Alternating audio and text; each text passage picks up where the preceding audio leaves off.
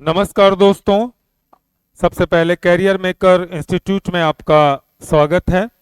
आज हम फिर हाजिर हैं 12 मई 2023 का नए करंट अफेयर की नई क्लास को लेकर के।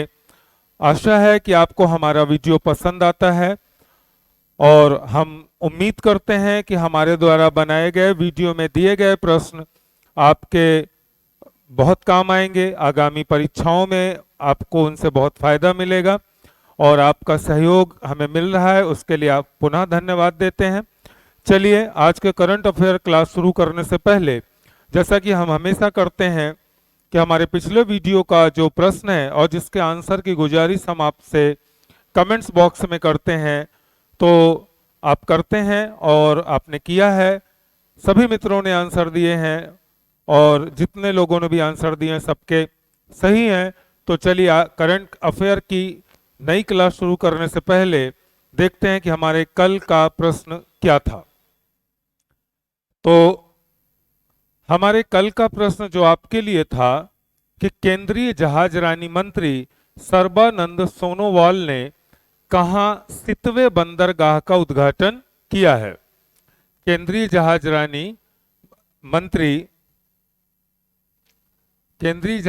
मंत्री सर्बानंद सोनोवाल ने कहां सितवे बंदरगाह का उद्घाटन किया है। चार ऑप्शंस है हमारे पास, म्यांमार, श्रीलंका, इंडोनेशिया और भारत। तो सही जवाब है इसका म्यांमार। आप सभी ने म्यांमार ही आंसर दिया है। ये सभी के आंसर सही है कमेंट्स बॉक्स में। केंद्रीय मंत्री सर्बानंद सोनोवाल जो आपको स्क्रीन पर दिख रहे हैं ने म्यांमार में सितवे बंदरगाह का उद्घाटन किया। कोलकाता से भेजे गए पहले भारतीय मालवाहक पोत की अगवानी की। पत्तन, पोत, परिवहन और जलमार्ग मंत्री सर्बानंद सोनोवाल तथा म्यांमार के उप प्रधानमंत्री और परिवहन तथा संचार मंत्री एडमिरल टिन ऑन्ग सैन ने आज म्यांमार के राखाइने प्रांत में सितवे बंदरगाह का संयुक्त रूप से उद्घाटन किया। इस अवसर पर कोलकाता के श्यामा प्रसाद मुखर्जी बंदरगाह से पहला भारतीय माल जहाज सितवे बंदरगाह पहुंचा। इस बंदरगाह के चालू होने से दोनों देशों के बीच द्विपक्षीय और क्षेत्रीय बाजार में बढ़ोतरी होगी। सितवे बंदरगाह का उद्घाटन करने के पीछे लाभ यही है। चलिए दोस्तों, आज आप करंट अफेयर के प्रश्न के पहले ये देखिए है सितवे बंदरगाह म्यांमार में है, जिसका उद्घाटन हमारे जहाजरानी मंत्री ने किया है। तो चलिए दोस्तों, आज के करंट अफेयर का पहला प्रश्न हम देखते हैं क्या है। प्रथम, चीन मध्य एशिया शिखर सम्मेलन माने चाइना सेंट्रल एशिया समिट का आयोजन कहां किया गया। चार ऑप्शंस हैं, चीन, रूस, भारत और जापान। तो सही जवाब है इसका चीन। चीन में प्रथम चीन और मध्य एशिया शिखर सम्मेलन चाइना सेंट्रल एशिया समिट का आयोजन किया गया है। आइए जानकारी लेते हैं इस समिट के बारे में। चीनी राष्ट्रपति शी जिनपिंग अगले सप्ताह माने इस सप्ताह के बाद नेक्स्ट वीक 5 मध्य एशियाई देशों के नेताओं के साथ एक शिखर सम्मेलन की मेजबानी करेंगे। यह क्षेत्र में अपना प्रभाव बढ़ाने की चीन की योजना का हिस्सा है। इस शिखर सम्मेलन का नाम चीन मध्य एशिया शिखर सम्मेलन या चाइना सेंट्रल एशिया समिट है और यह सियान जगह है चीन में आयोजित किया जाएगा। इसमें कजाकिस्तान, किर्गिस्तान, तजाकिस्तान और तुर्कमेनिस्तान और उज्बेकिस्तान के नेता हिस्सा लेंगे। ये समिट है, ये शी जिनपिंग है, चीन के नेता हैं, प्रधानमंत्री हैं ये राष्ट्रपति हैं ये। हमारा नेक्स्ट प्रश्न है, जगन्नानुक चेबुदम कार्यक्रम कहाँ आयोजित किया गया? जगन्नानको चेदुबरम प्रोग्राम कहां पर आयोजित किया गया? 4 ऑप्शंस है हमारे पास, आंध्र प्रदेश, कर्नाटक, तमिलनाडु, इनमें से कोई नहीं। तो सही जवाब है इसका आंध्र प्रदेश। आंध्र प्रदेश में हाल ही में जगन्नानुक चेबुदम कार्यक्रम आयोजित किया गया। आइए जानते हैं इस कार्यक्रम के बारे में। आंध्र प्रदेश के मुख्यमंत्री वाईएस जगनमोहन रेड्डी ने 9 मई को जगन्नानुक चेबुदम कार्यक्रम के तहत एक toll free helpline number 1902 launch किया। इस पहल का उद्देश्य कल्याणकारी योजनाओं से संबंधित लोगों की शिकायतों का त्वरित और गुणवत्तापूर्ण समाधान प्रदान करना है।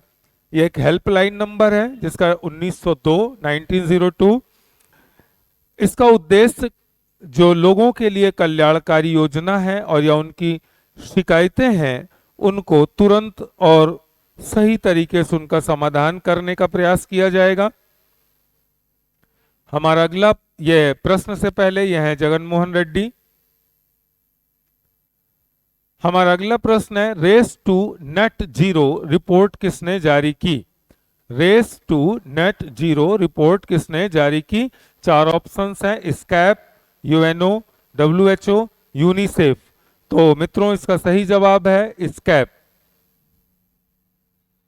स्कैप ने हाल ही में race to net zero report जारी की है। ये जानते हैं क्या है।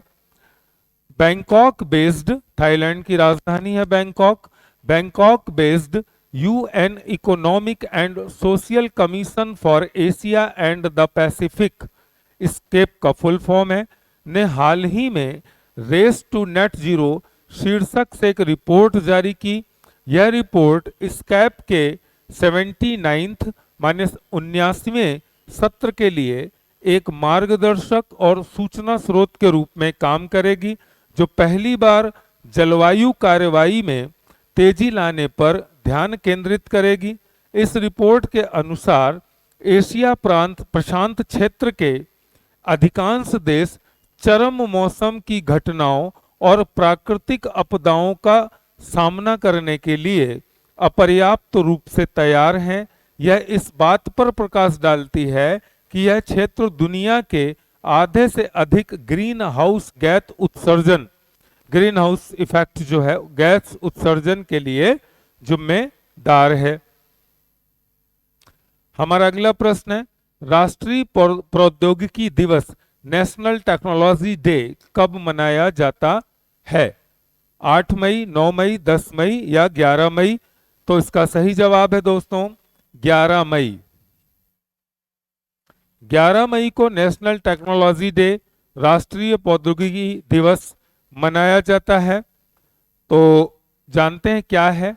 भारत की तकनीकी प्रगति को माने टेक्नोलॉजिकल जो प्रोग्रेस है को याद दिलाने के लिए हर साल 11 मई को राष्ट्रीय प्रौद्योगिकी दिवस नेशनल टेक्नोलॉजी डे मनाया जाता है। अब प्रश्न उठता है 11 मई को ही क्यों मनाया जाता है?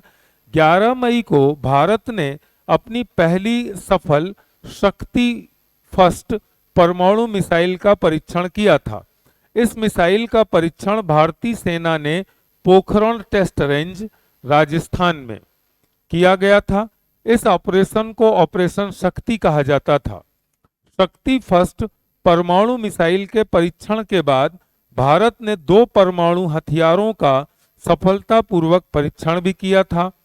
11 मई के दिन ही डीआरडीओ रक्षा अनुसंधान विकास संगठन ने त्रिशूल मिसाइल का परीक्षण पूरा किया था। यह हंसा थर्ड नामक पहले स्वदेशी विमानों की उड़ान को भी चिन्हित करता है, माने 11 मई विशेष है। ऑपरेशन शक्ति के पहले चरण का कोड नेम स्माइलिंग बुद्धा था, भगवान बुद्ध के नाम पे रखा गया था। स्माइलिंग बुद्धा था। यह मई 1974 में आयोजित किया गया था। दूसरा परमाणु परीक्षण 1998 में 1998 में आयोजित ऑपरेशन शक्ति के दूसरे चरण को पोखरण सेकंड भी कहा जाता है था, और यह परमाणु बमों की 5 परीक्षणों की एक श्रृंखला थी। माने लगातार 5 परीक्षण किए गए थे। इसका नेतृत्व दिवंगत राष्ट्रपति डॉक्टर एपीजे अब्दुल कलाम ने किया था। इस सफल परीक्षण के बाद पीएम वाजपेयी ने भारत को पूर्ण परमाणु राज्य घोषित किया था। इन परमाणु परीक्षणों के बाद भारत के खिलाफ कई प्रतिबंध लगाए गए थे। भारत पर प्रतिबंध लगाने वाले प्रमुख देश अमेरिका और जापान थे। अमेरिका नहीं चाहता कि उसके अलावा दुनिया में कोई और देश परमाणु हथियार रखे, और जापान परमाणु बम की त्रासदी झेल चुका है, इसलिए शायद प्रतिबंध लगाया हो। नेशनल टेक्नोलॉजी डे का ये सिंबल है, लोगो है, आप अपनी स्क्रीन पर देख रहे हैं। हमारा अगला प्रश्न है, अखिल भारतीय रेडियो को अब किस नाम से जाना जाएगा? रेडियो का आजकल प्रचलन बहुत कम है। मोबाइल और एफएम के आगे अब रेडियो बहुत कम सुना जाता है इस देश में, लेकिन फिर भी यह पूर्णतः बंद नहीं हुआ है। दूर दराज के गांवों में और शौकीन लोग द्वारा आज भी रेडियो का उपयोग किया जाता है। तो अखिल भारतीय रेडियो को अब किस नाम से जाना जाएगा? आकाशवाणी, प्रसार भारती, विविध भारती, ऑल इंडिया रेडियो? तो इसका सही जवाब है आकाशवाणी। अब अखिल भारतीय रेडियो, जिसको आप ऑल इंडिया रेडियो भी कह सकते हैं, अखिल भारतीय रेडियो अब आकाशवाणी के नाम से जाना जाएगा। आइए कुछ इतिहास के बारे में जान लें। केंद्र सरकार ने आदेश दिया है कि देश के सार्वजनिक प्रसारक ऑल इंडिया रेडियो को सभी प्रसारणों और कार्यक्रमों में विशेष रूप से आकाशवाणी कहा जाए। यह कदम संसद द्वारा पारित प्रसार भारती अधिनियम 1990 के अनुरूप है और इसका उद्देश्य प्रसारक ब्रॉडकास्टिंग के नाम और शीर्षक को वैधानिक प्रावधानों के अनुरूप लाना है। यह नाम परिवर्तन लंबे समय से लंबित है, माने पेंडिंग था, और 1997 में अस्तित्व में आए कानून के अनुसार है। यह नाम बदलने की कवायद संगठन को औपनिवेशिक इतिहास से छुटकारा दिलाती है। आकाशवाणी औपनिवेशिक इतिहास का मतलब जब हमारे यहाँ ब्रिटिश गवर्नमेंट का शासन था। आकाशवाणी का भारत में एक लंबा और समृद्ध इतिहास रहा है।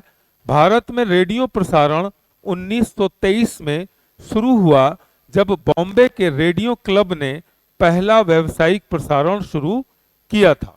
यह भी महत्वपूर्ण बात है कि भारत में रेडियो का प्रसारण कब प्रारंभ किया गया, तो मित्रों 1923 में प्रारंभ किया गया। हमारा प्रश्न है, ट्रॉपिक्स मिशन क्या है? What is tropics mission? Tracking system है, स्पेस शटल है, सबमरीन्स है, या इनमें से कोई नहीं है? तो इसका सही जवाब है ट्रैकिंग सिस्टम। ट्रॉपिक्स मिशन एक ट्रैकिंग सिस्टम है। आइए जानते हैं। न्यूजीलैंड में मौसम की गड़बड़ी के कारण अप्रैल में प्रारंभिक लॉन्च को रद्द करने के बाद हाल ही में नासा और रॉकेट लैब ने कक्षा में तूफान ट्रैकिंग, स्टॉर्म ट्रैकिंग के लिए सफलतापूर्वक 2 क्यूब सेट लॉन्च किए। Mission tropics time resolved observations of precipitation structure and storm intensity with a constellation small sets के लिए 2 घंटे की लॉन्च विंडो थी। दरअसल मौसम गड़बड़ी के कारण नासा या अन्य स्पेस शटल यूरोप की लॉन्चिंग करने में स्पेस शटल या सैटेलाइट को तकलीफ मुश्किलें आती हैं। तो मौसम को जानने के लिए उन्होंने एक तूफान ट्रैकिंग सिस्टम ट्रॉपिक्स बनाया है अभी हाल ही में। यह है उसका पिक, आप अपनी स्क्रीन पर देख सकते हैं। हमारा अगला प्रश्न है, केंद्रीय स्वास्थ्य सचिव राजेश भूषण ने केंद्रीय स्वास्थ्य सचिव राजेश भूषण ने हाल ही में नई दिल्ली में national institute of health and family welfare NIHFW द्वारा विकसित एक डिजिटल लर्निंग प्लेटफॉर्म लॉन्च किया। उसका नाम क्या है? इस प्रश्न में भी कई आपको जानकारियां मिल सकती हैं कि केंद्रीय स्वास्थ्य सचिव कौन है, राजेश भूषण है। इन्होंने दिल्ली में national institute of health and family welfare द्वारा विकसित एक डिजिटल लर्निंग प्लान लॉन्च किया है। उसका नाम क्या है?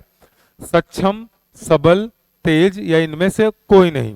तो दोस्तों सही जवाब है सक्षम।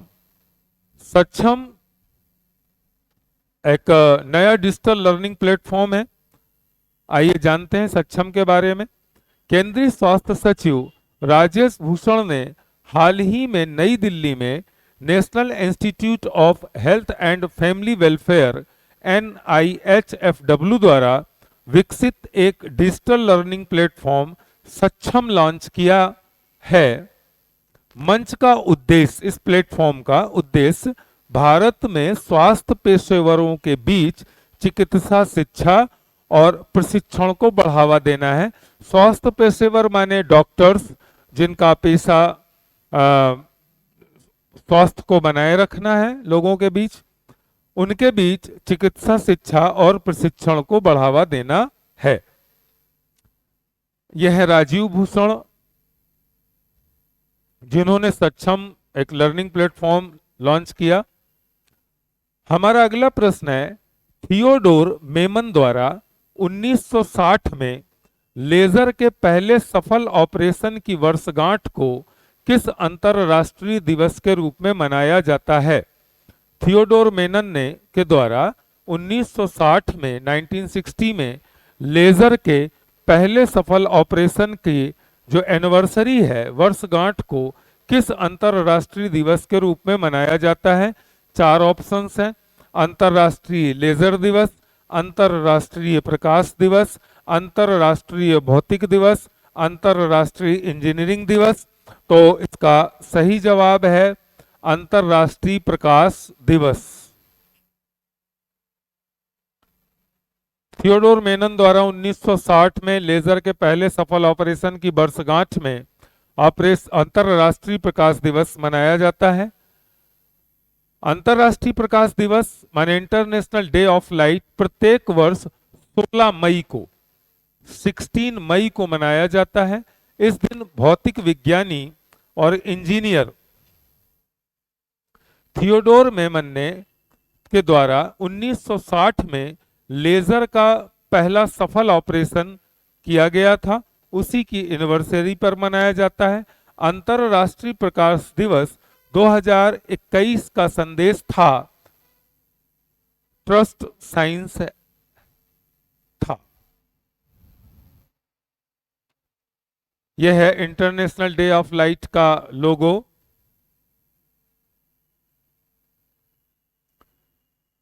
प्रश्न हमारा, कौन सा राज्य 16 मई को अपना स्थापना दिवस मनाता है? असम, मणिपुर, सिक्किम या मेघालय? 4 ऑप्शंस है हमारे पास। 16 मई को स्थापना दिवस कौन सा राज्य मनाता है?